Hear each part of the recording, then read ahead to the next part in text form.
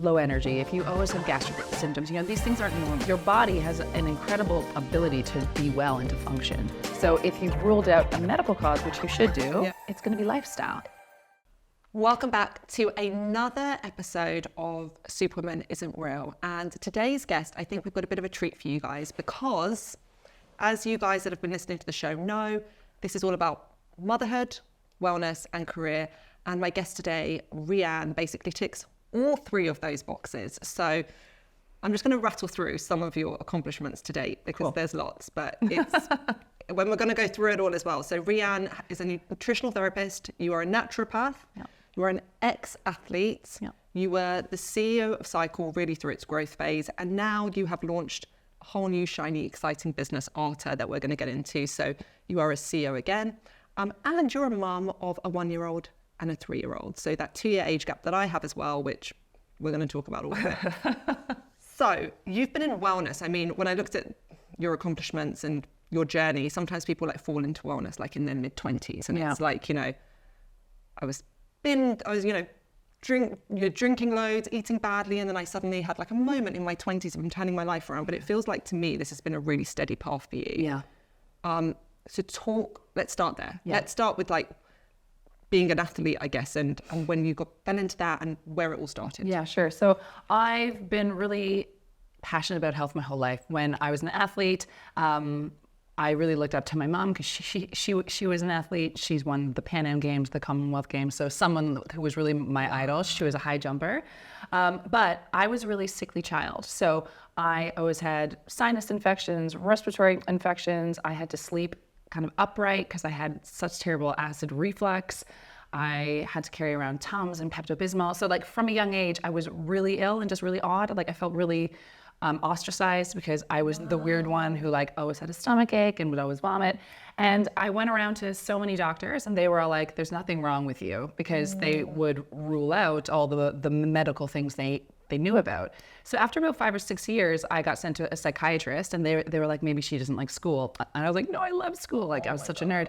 And so then they told my mom, maybe she's just a sickly child. And so my mom, who's a type A athlete, was like, no. So finally, she ended up taking me to a functional medicine specialist, and they did a battery of tests on me, and they found out that I had an allergy to casein, which is the protein found in milk. Now, I had been tested for lactose intolerant because that was the norm, but I hadn't ever been tested for anything else. So just with that one test, and I think I was about 17 years old at that time, with that one test, it completely transformed my whole life, because I went from being tired and sick all the time, being on antibiotics, 5 or 6 times a year and just feeling terrible, to feeling incredible. And I was just like, oh my God, the food you eat can change your life. And so from that moment on, I was just sold. I knew that I wanted to help people like me who had been kind of told, you're fine, you're fine, you're fine, even though, you're not fine. You have symptoms every day, you feel terrible. And so that's how I got into health. So then I trained as a nutritionist, a naturopath. I moved to the UK. I went into clinical practice where I kind of specialized in women's health, but also just metabolic health. And then after about 8 years, I met the founders, or the kind of soon-to-be founders of Psycle, and they asked me to get involved. And, because that was my other passion, was sport and kind of really helping people to feel well. And I was lucky enough that they liked what I thought, and I became CEO within a couple of months. So then I ran that. And that's a crazy jump. And this is what I was looking at. It was so you were a nutritionist, a naturopath, probably I don't know what I imagine, but I imagine something that's so you're so invested in that, because you really have to be so passionate about nutrition to be a nutritionist. You're probably coaching clients, and then you're the CEO, and I'm like, oh my God, this is a jump. It kind of kicked my ass. I'm sure, wow. So going back to that allergy, and I think this is so interesting because my daughter is actually dairy intolerant. My husband is dairy intolerant. So we are a half, almost vegan house, I would say, because my daughter's also quite fussy with meat. And there's dairy in everything, so it's so hard. Even though now actually there are nut milks and all sorts, but when you were growing up, this just wasn't really a thing, was it? Not at all. To not be able to have butter or milk, it's almost well, what is wrong with you? This is part of calcium, and this is, what you need. Well, when I was young, they were still kind of stress doesn't make you sick. What you eat doesn't affect your health. It was just very different back then. Yeah. So I think once I found out that that's what it was, and I changed my diet, I literally was a new person within 6 months, completely new. I went from being on antibiotics, like I said, 5-6 times a year to, I mean, I've been on it maybe twice in the last 20 years now. Yeah. But I felt well, and I felt clear-headed, and I felt energetic. And with no change in how I trained, I started to place, first and second instead of, 16th or 17th. And so that just how it affected every aspect of my life, from my social life, being able to like stay up as late as other kids and have fun, to my concentration in school, to my sport. I just realized how much one change. Yeah, just one change. And the food you eat, like that becomes your cells, right? It becomes your energy. So how you create energy is one of the most important things for your life, because that affects your attitude and everything else, right? So, and you're a picture of health. I never actually expected you to tell me that was your childhood growing up. I thought you were going to say, and this is why, guys, you should never make assumptions. Truly, because I thought you were going to say, I started swimming at 10 and then I was placing, and then I was just like this. I just loved broccoli and I loved carrots. My mum loved that for me, and and wow. So really inspiring. And actually, if someone, I guess, is struggling and listening to this, go back and look at what you eat, because the answer might just look at what you eat first. I mean, but that's not what we do. We go to the doctor and we get prescribed and we go on antibiotics and we do all these things rather than actually taking it. Look, I think it's important to go to the doctor when you have symptoms that are recurrent, of course. I would never want to encourage someone to not seek that help. Yeah. But once you rule it out, if you're always on antibiotics, if you're always sick, if you're always low energy, if you always have gastric symptoms, these things aren't normal. They're common, but they're not normal. So your body has an incredible ability to be well and to function. So if that stuff is happening, there's always a cause. So if you've ruled out a medical cause, which you should do, it's going to be lifestyle. It's going to be food. It's going to be how you digest your food. It's going to be your microbiome, your sleep, your stress. So you really need to kind of feel that hope that it's probably something that you can help. If there's nothing medically wrong, we'll be able to help. And we've touched on this with other guests, this idea that we don't know how good we're supposed to feel. Yeah.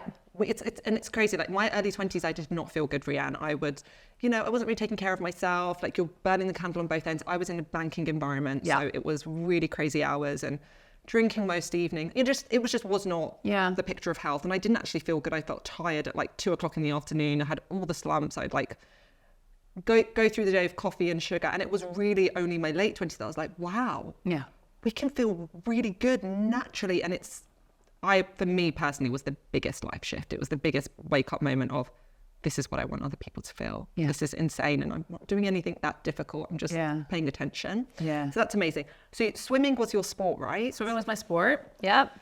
And I want to talk a little bit about that, the athlete mindset, because firstly, it's fascinating for me, and I think there's a direct correlation between athletes and then what they go on to do later in life and how they perform in whatever field they choose.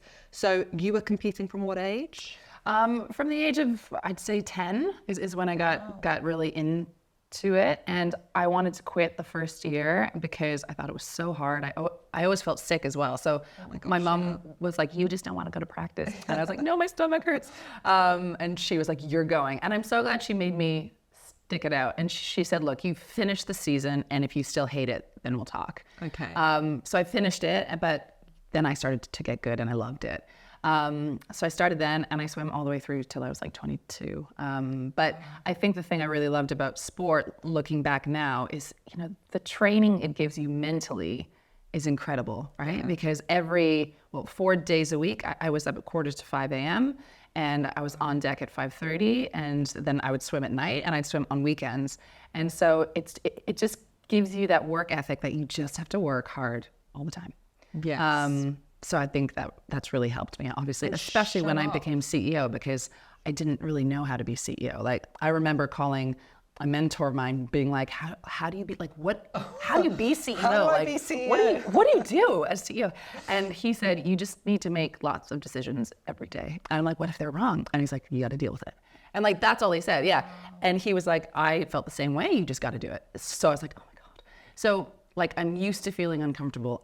I'm used to kind of trying one thing, it doesn't work. And I think that was really shaped by my swimming. That's amazing. And that's amazing advice. Just make decisions. Yeah, I wasn't expecting him to say that. I was expecting him to give me this list of like tasks to do each day to become successul. And he's like, you just need to make decisions all the time. And we also think we have to have this like list of accomplishments, like I've got to have hit this level and then that level and then that level, and it's going to be this. But actually, you are such an inspiring example in that sense of like, for you, it was like this, and then you obviously did great in that position and morphed into who you are today. And now you've launched Artah, which is so exciting. But all of that was your background and training to everything. I think it also helped me kind of be okay with being wrong, right? Because when you think of an athlete, most of the time, unless you're Phelps, like you're not coming in first every time. You're coming in third, fourth, second, and you're always trying to chase that first goal. So you're used to kind of going in and trying your hardest and not quite getting there, and then going, okay, what do I have to change now? So that was good, this was bad. And you really need to be okay with kind of being like, somebody tell me how else I can improve. And so you get out of the water and you have your coaches and they start to critique you, but that's okay because you know they're there to help you. So I think being able to kind of have the growth mindset where it's normal to, I mean, not fail, but not kind of get there on the first go. I think it's really important because I think a lot of people lack that. They don't feel comfortable kind of not being right. And it's like, you're never going to be right from the very get-go. So we need to be comfortable with kind of like the trial and error. And when it is an error, like you just sit back and say, okay, it's nobody's fault, but let's analyze it and let's get better. And I think that's what I got from swimming. Amazing. For sure. I feel like you have thick skin, which I love as well. And that probably gave you a thick skin, being told at like the age of 14, like, do better. Yeah, that's not good enough. I've told you this, but you didn't do it. Like it's just, you just get used to it and it's okay, right? So I think this is really a huge topic because especially being a mum now, there's a lot around gentle parenting and never tell your child that Tell me. And I'm struggling with this because I was brought up in a pretty tough household where, you know, there wasn't, I mean, they were so loving, but really quite tough, and it shaped me in who I am today and actually has made me a better person, because I think if I was told I was always right, I don't know that I'd be this resilient right now. I think I would have quit many times. I think so. For today. Mm-hmm. What are your thoughts on this? Because from mum to mum, I'm confused. I'm like, I don't know sometimes if I'm being too tough or if I'm not being tough at all. I might be more on the tough side. So I don't know if this is right at all. But what I notice, and what I notice also with some of the younger people who have worked for me in the past, is like, you've gone through school, you've never really been told no.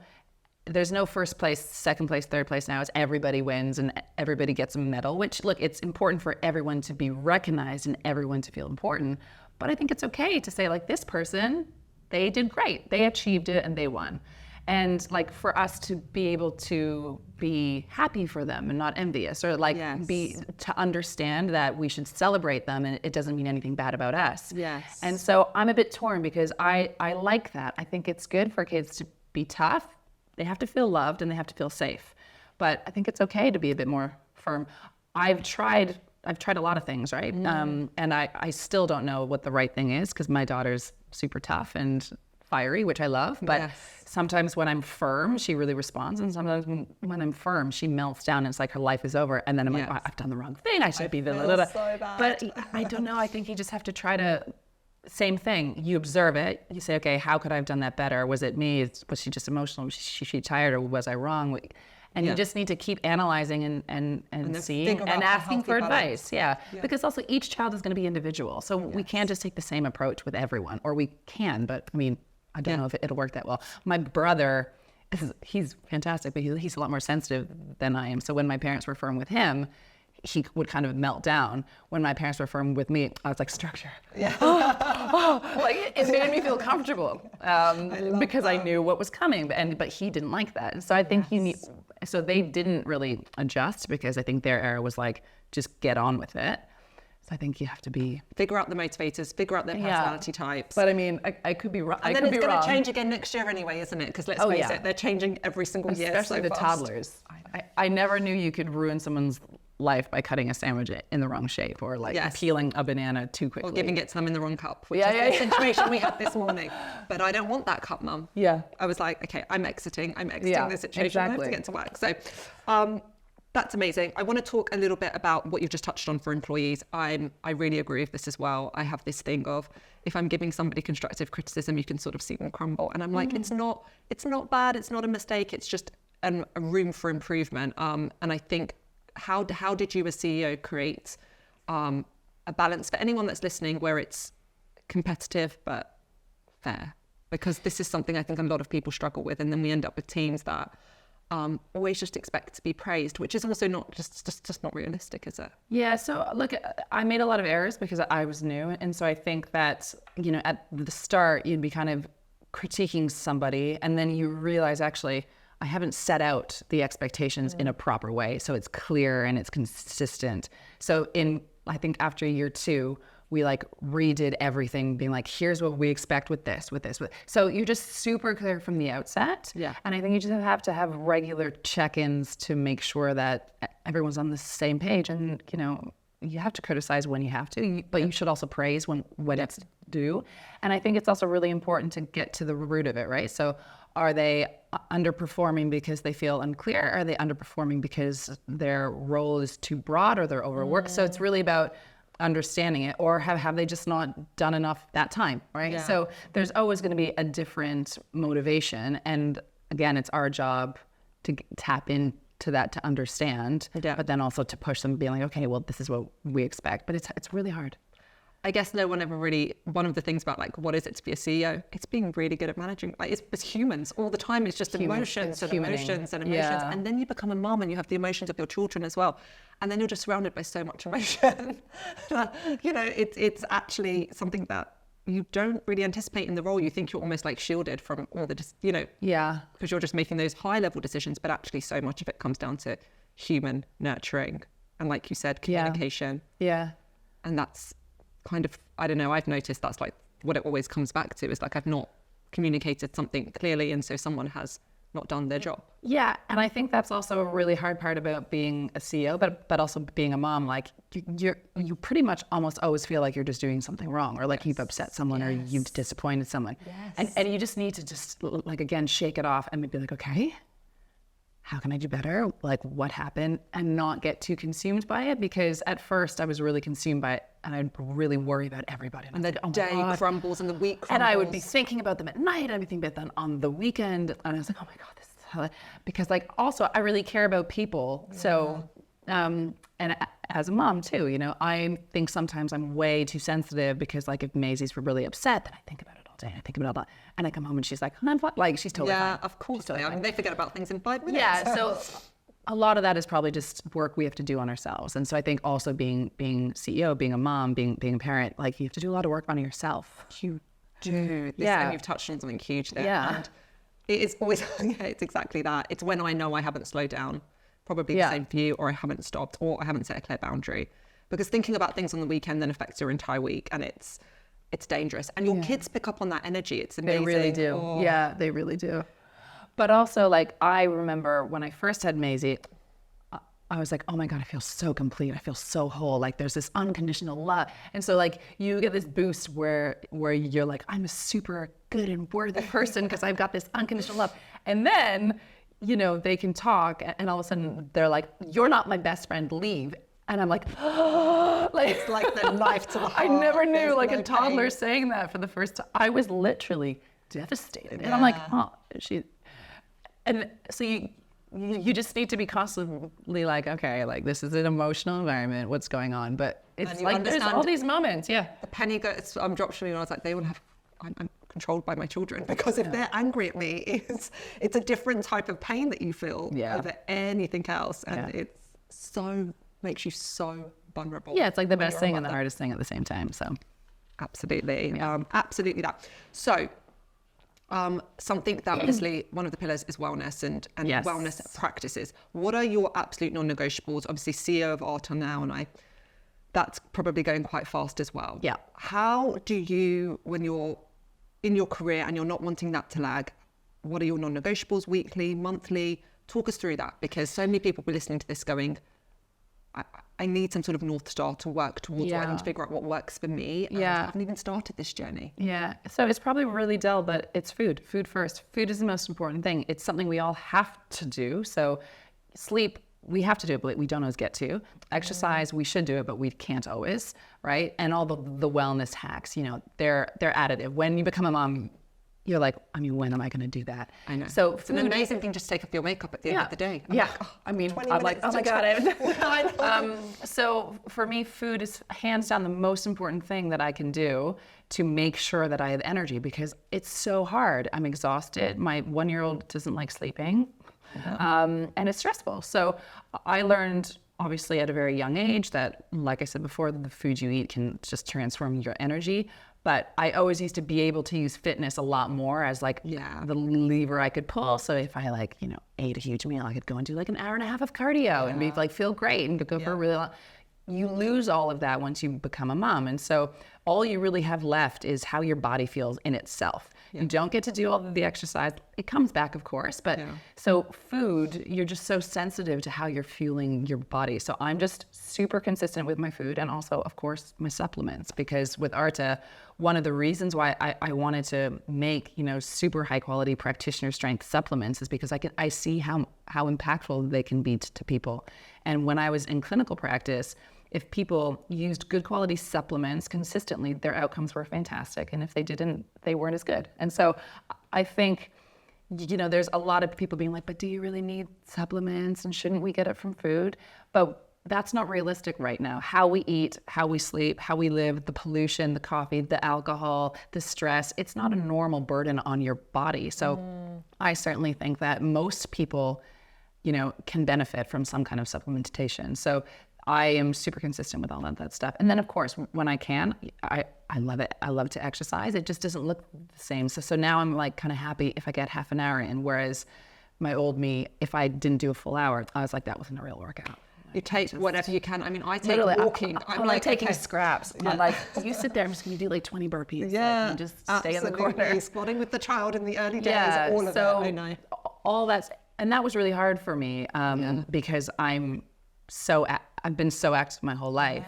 And I had C-sections, which that wasn't my plan, but I had to. So there was that layered on top of it. So you really lose like your physicality, plus your body changes. It's very painful. You can't do a lot of stuff. So I really missed that when I was recovering. But then once you recover and have 2 young kids and a business, my choice is like, okay, do I get my nanny to come an hour earlier and then I literally don't see my kids at all? Or do I work so I can work out, or do I not work out and see my kids? And it's a horrible choice, because it's a horrible choice, and I feel guilty if I pick the first one. And I feel much better about myself when I pick the second one, but then I just don't feel as good within myself. So it's just always really hard. And then we're also working, right? So it's like the guilt around, should I really be this ambitious? I've had those questions for myself. Like, my mum is a real nurturing mum. Her career was never that important. She had a career, but she was always like, I'm a mum first. And so I had these debates with her often, which are really fun, where she will say, you need to slow down. You've got 2 really young kids. You can't, maybe your business isn't going to push as much as, and that is a real internal dilemma for me sometimes and how do you manage that? Because I don't. So I just have to manage that emotion because it's always there. So we went on holiday last week and it was fantastic, but it was like our first family holiday in like a year and a half. And then when we get back, my daughter's been crying every day saying like, I don't want you to go to work. No. And so I'm like showing up to work with like a tear running down my eye, feeling terrible. But then I want to have a career. And so I feel really conflicted, and I don't know what the answer is. I mean, how I manage it is I just pretty much often feel conflicted. And then you just have to kind of sit with that. And sometimes I feel like if I need more time with my kids, I'll tell my team like, look, I need to leave every day this week at 4 and I'll sign back online at 8, but I need to go spend a bit. So I think it's about not feeling bad about that. And maybe spending a bit more time. I've used some holiday days just to take my daughter to for pizza and to the park, because sometimes I feel like I need that. So I know she does, but I do as well, because I feel like there's this part of me where I'm like, where are they? And as a mum, that becomes part of your wellness practices. Like for me, it's literally that now. Okay, I'm not going to have that 2 hours to myself to do whatever I want this morning. So this 30-minute coffee I get, and I get to bring my daughter along and get her a little baby chino, and we get to sit, becomes part of my wellness practice. I feel like I get this buildup of tension and anxiety, and I'm like, what is this from? What? And I realized it's because I haven't really spent time with my kids. So then I have to reset. And so that also is just a part of what I have to do to stay well. And these are such lovely, refreshing, honest conversations, because I think this whole thing of mum guilt, I now say, like, mum guilt, we need to stop using this term. Mums have too much to feel guilty about. And on top of that, I don't need to feel guilty about having a career, which is actually part of me. It's part of my soul. It's what I work so hard for. Like, I'm, you know, and one day my kids will be busy at school, and I'm working today for that future. So it's such a big topic. And I think we have to let ourselves go with that, because we've got enough. We've got enough on our minds already. You've been a 2-time CEO, and it seems like it's been busy and fast-paced. So at what point in that journey did you decide now is the right time for me to be a mother, or did you not decide? Like, talk us through that decision-making process. Yeah, so I always knew I wanted to be a mother, but I never really thought about when, because when you're running a business, like you said, there's never a good time. You're like, I can't do it now, I can't do it now. So then what actually ended up happening is I got pregnant unexpectedly, and then I was like, oh, okay. And then I was really excited about it, but then I had a miscarriage, which happens to most of us, or a lot of us. And then when I went to the doctor, they were actually like, so what are you going to do because of your age? And I was like, oh, whoa. What? Wow. And I hadn't even thought of it yet, but I was 35, and they were like, well, are you going to try to do IVF? And I was quite taken aback, because I'd had one miscarriage. I thought it was quite healthy.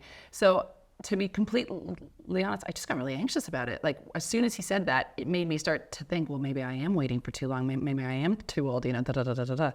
And, you know, it is a fact that as you get older, it does get harder to have kids. So then I started to focus on it. And then I had a couple more miscarriages, unfortunately. And so then I got really anxious about it. So it was that first pregnancy that made me start to think, okay, let's start now. Like, you have no idea how long it's going to take, so let's just go. So I ended up having my first baby. I was still CEO, but it was the first day of lockdown is when I had her. Yeah. Wow. So you had a real pandemic baby. Yeah. And I'm like, she was 7 weeks early from stress, because basically I went in, we closed all the sites. And then that night I was like, oh, it's happening. So it was wild. And so she was in the NICU while the lockdown was on, and it was just quite a stressful thing. So then after her, I decided that because I was older and because I had had multiple miscarriages, we were just going to kind of start to try. And then I had one more miscarriage, but then I had my second one. So wow, so it's been such a journey for you. Yeah. And you're right, miscarriages now, I mean, I can count on my hands how many stories and people we're trying to support. You know, you even have to support as a friend or a family member through it.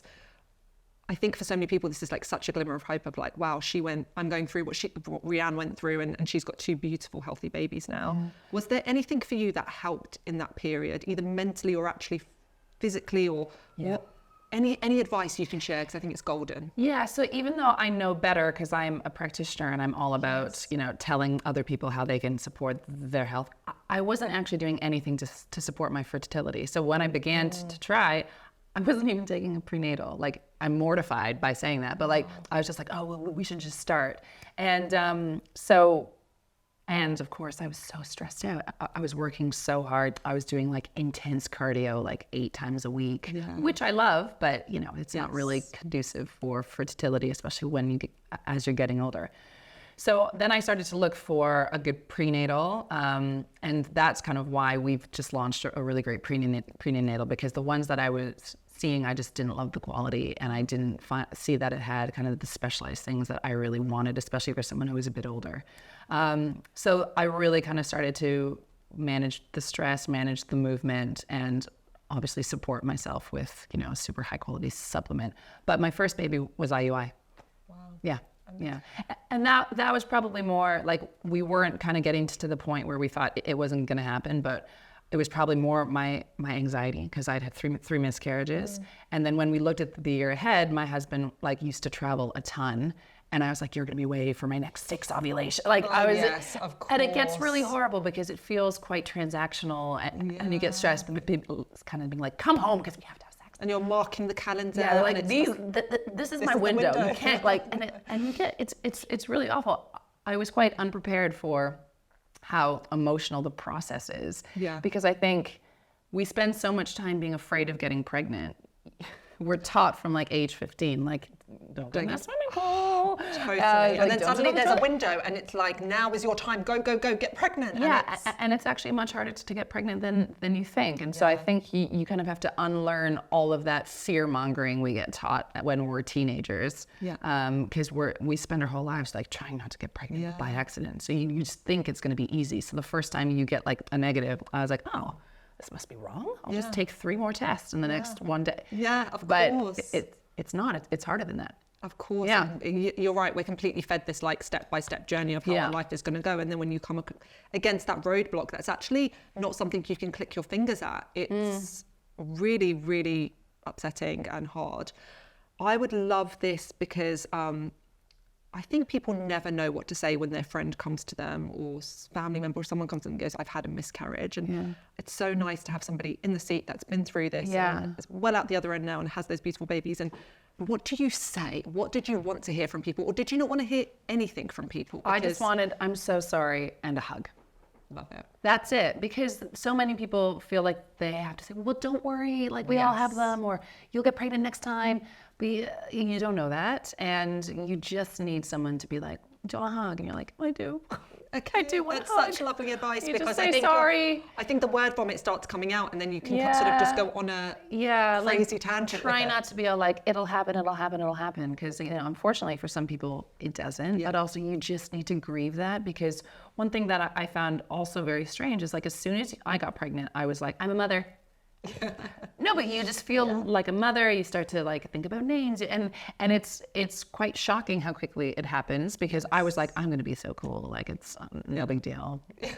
But you get really attached, and so even though it's only been 8 weeks, you've thought about your life. Yes. And so I think it's that, but then I think also maybe something nice is to check in a couple months afterwards, because what floored me, and also I know like a lot of the women I work with, is like you can still feel pretty bad for a couple months afterwards, right? Like your hormones have shifted, your body has shifted. So like 8 weeks afterwards, for other people it's like, oh, that was ages ago, but for you, you can still feel like your breasts are still swollen, or you're still a few pounds heavier, or there's still that evidence that it was there. Your body's been through something huge. Yeah, your hormones still aren't quite right. Your period's not back. Like you still feel like you're going through it. Yeah, that's. So I think that's something invaluable advice, because I think, like you said, it's so common now, and I think everyone will have had to be a support system for somebody in their life, or go through it themselves personally, because that is really the odds of a miscarriage now. It's really common, and it's nice to know what to say, because that really helps. Well, also we're waiting to have kids till we're older, right? And a lot of that is because of progress that we've made. We're more educated, we have better jobs, but it does, have an impact on our fertility. And I think what is sad is that we either fearmonger people or we brush it aside. So there's this one kind of school of thought where people say like, well, don't wait for too long because of this, and then like the end. Or they're like, you can do whatever you want for as long as you want. And neither of them are really true. Like technology has advanced, so there's a lot more that we can do, but I think it's smart for us to be telling women what is actually happening, when those key points are, and things that you can do to help to optimize, right? So like I don't drink much now, but I drank a normal amount, but when you think of extreme stress, regular alcohol, extreme cardio, lack of sleep, lack of recovery, those things will have been having an impact. And that's, look, maybe I wouldn't have done things any differently if I had actually thought about it, but I think we need to give women the knowledge and the understanding of what's happening, and also encourage them to be supplementing for their reproductive health earlier, right? Because we need to support that. And these are actions. These are things people can actually do, rather than just, like you said, being told, don't wait too late. Well, I was going to fertility specialists, and they were like, are you taking CoQ10 now? Like now you should start. But then I kind of thought, why am I taking CoQ10 2 years after like going through all of this pain? I should have been doing that from the start. Like things like where we kind of have to wait till it gets really bad and really emotional for us to kind of get that help. But actually, if we take a more proactive approach, which we always think you should do in kind of the holistic health anyways, it can really help. So I think that's also really important. Okay, so at this point, Rhian, a lot of women could have just said, or a lot of people, sorry, could have just said, okay, now I'm just going to take a few years off. Yeah. and just talk us through, I mean, you've mentioned, and what I love about Artah is, like, even you talking about supplementation in pregnancy, now hearing your story of what you went through to get pregnant, it feels like there's a lot of thought that's gone into this new business. There's a lot of personal story that's gone into this new business, which is lovely. And Yeah. when did the penny drop for you that this is what I need to do? This is Well, what I I need wanted to to start a supplement brand like 15 years ago. So I've always loved supplements. I love, the biochemistry. I love how everything works. I got the opportunity when I first moved here to help to work on a formulation for a clinic that I worked for, and I was fascinated because you could see that, like, there's so much you can put in, and people could put in, a tiny amount but still say that this is vitamin B12, but it could have, barely anything in it. And so there's such a discrepancy in quality in supplements. And like I was saying too, is when I was actually working with people, when I was using good formulations, the outcomes were fantastic, and when they wouldn't use them, it was bad. And well, not bad, but just not as good as it could be. And so I kind of really wanted to make a brand that was, really consumer focused, but practitioner grade. Because what I saw at that time was all the practitioner brands are kind of like behind practitioner sites, or you have to kind of see someone to access them, and We've got to be told by someone. It's almost just like, it was so hard to they're find. not like out there, right? Yeah. So, and they have weird names. So even if you came across it, it's like AD 507, where someone would be like, what's that? Okay, I'll take calcium, right? And so I really wanted to make a practitioner grade brand that, looked chic and was accessible. But then I kind of just got swept up into work and then into the other business. So basically, when I was still at Psycle, I was seeing, so pre-pandemic, we were having 11,000 bookings per week. So, it was flying, but people were still asking me the same stuff. So that they were like, I have IBS, I have anxiety, I can't sleep, I have eczema. And so even though people were getting fitter, they weren't necessarily kind of resolving their health issues, because there's still such a lack of focus on nutrition, right? Which is the foundation of health. And so even though I was in fitness, just most of my days, people would be asking me about food. So I was like, we need to create something. And I, it was just a bit of a natural inflection point, because I was on maternity leave. And so I decided that was the time. There's still a part of me being like, why didn't I just chill? I know. My the husband chilling and I, will come. The chilling will I'm come. like, should I have just chilled out a little bit? Yeah. But you do what you do. You So do what you do. yeah. You don't question it. You just keep going, just and did it. there will be a time to chill, I'm sure, in your future. So, and this is exciting. Yeah. And look, helping people with their health is really my primary passion. So first I did that through clinic, then I did that through fitness, and now I'm back on kind of the food and supplements. So I just really like to help people understand, A, how their bodies work, because we're never taught that, ever. Yeah. And it's so important. And B, just how to feel good, right? And what they can do to thrive. Because I think we're kind of, right now we strive for the bare minimum. We're told, well, you only have to do 4,000 steps a day, and you only have to eat this, and you only have to do this. And having headaches, just take some ibuprofen. Yeah. And you're like, that's just such an uninspiring way to feel. Just to have chronic symptoms and to always be a bit tired, and for people to be like, it's normal. That's not my dream. No. I don't want to wake up and be like, I want to feel just okay today. Yeah.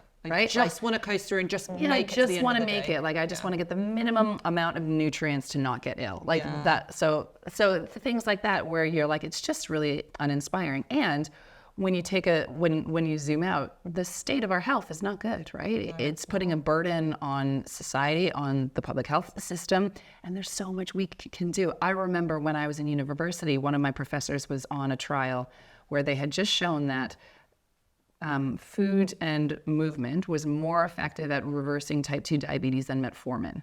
And he came in and he was fizzing, and he was like, this is going to change the world. And we were like, we're like, this is incredible. That was 25 years ago. Fast forward on, nothing's changed with how we've been. And so it's just so important to help people to cultivate a food and lifestyle approach, because the medical system, here and in many places, is set up for emergency sick care, and it does a great job, and it doesn't have enough help here. But when something's wrong, you can count on it to get you through it. Yeah. But what about not getting to that point, right? And like, there's so much we need to just take into our own hands to be able to be actually healthy. Prevention rather than cure. That's what we always say. Yeah. And it's, let's give people the tools. And I love your business because it's just like, here it is. It's actionable, it's doable. It's 10 seconds of your day, if that, and you're going to feel better. Women might be listening, maybe not supplementing at all. And that was me only a few years ago, I've got to be honest. And for me, it really hit home when I had kids, and suddenly you are in an environment that is like, your kids make you sick firstly all of the time. For anyone that's just had a toddler in nursery, I can't. The nursery, oh my goodness, I had no idea I was going to get a vomiting bug 2 or 3 times a year. But anyway, another story. And you're not sleeping, and you're squeezed for time, and you're eating toddler meals at the beginning. I mean, it's just awful. So suddenly I had to look at something and go, I need something. Like, this isn't going to work. Like, I'm going to be sick every 3 months. Yeah. So that was a real tipping point for me. If someone's listening and they're not supplementing at all, where should they start? What should they take? What's just like the first thing? So in the UK at this time of year, of course, we need to be taking a vitamin D3. I mean, everybody needs to, even the NHS says all adults should supplement with that through the winter months, right? So that's like fundamental, the foundation. Everyone should have that. I also personally think that every woman should be taking an omega. So just an omega-3 to help to support them. And then look, it's individual, right? So one of the things we have on our website is there's a consultation where you can go on and kind of fill in your details, and they will tell you, okay, well, you should do this and this. Yeah. Perfect. So you can put all the symptoms in, like bloating, I know is very common now. Yeah. Again, IBS, it feels like 1 in 3. Well, IBS is a label, I guess, but there's some type of gut, stomach issue. 1 in 3. Wow. That's makes it very real. Yeah. And so I'm guessing that's all available through Artah. And so that's great that you do a consultation and help people actually find exactly what they need. So I also read on your website, actually, there's an Eastern influence. I wanted to ask you about that. What is the Eastern influence? Well, Artah means purpose. So for me, I'm really passionate about living a purposeful life, but you can't live out your purpose if you're not healthy and you aren't well, right? So you need energy and you need to be healthy. And so I think we just really loved that word when we came about it. But I mean, also part of the Eastern philosophy is to cultivate wellness from the outset, not to just treat yourself when you're sick. So using food as medicine, using lifestyle practices as medicine, it's really important. Yeah. So something I really wanted to speak to you about, because from the outside looking in, I've got to be honest, you are a bit of a powerhouse. And I think, again, we form assumptions about people. Come see me at bedtime. Also just having this wonderful conversation where I'm like, oh God, as women, we really are just going through the same challenges, the same things, especially when you connect on kids and you're like, it's so nice to meet another mum of 2 little ones, and we're talking about all the same things. But as women, I'd love you to just give our readers a bit of inspiration as we wrap up this conversation about how did you learn to lean into your own power? Because we all have it, don't we? And and I can see in you a bit of a type A personality, and you're driven and you're already quite ambitious, but is there anything you can share about a turning point for you, maybe where you realized, especially maybe of setting up Artah, which was, you've got a small baby, you're setting up a new business, you went and raised money, which is a huge feat. I was pregnant too while I was raising, so I was like wearing like flowy shirts, being like, wow. Yeah. Oh my gosh. Yeah, let's maybe touch on that. So like, you're pregnant, you're raising money. What was it that you were telling yourself on a daily basis to go and push yourself forward to do this? That was really hard for me because I was like, I'm a fraud. Like, they're going to find out I'm pregnant and they're going to pull their money. Like, I was really in my head because of the perception that, once a woman has kids, she can't, And this is real. I've heard stories, you've probably heard stories of VCs backing out because they heard that a woman was pregnant. Yeah. Maybe a woman who didn't. Or companies you're already with, just kind of changing their perception of you. But actually, what's so ironic is that I find moms just so tough. And you're like, if you knew how tough we were, like, and how much we do and how much we manage, you'd back me immediately, because the multitasking. We do hard things. We do hard things every day.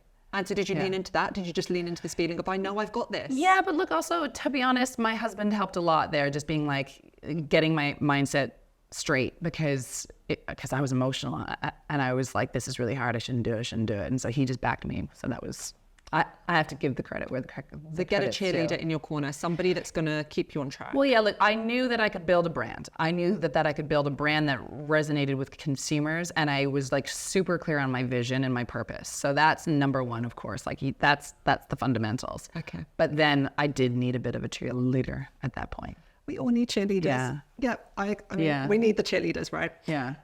Amazing.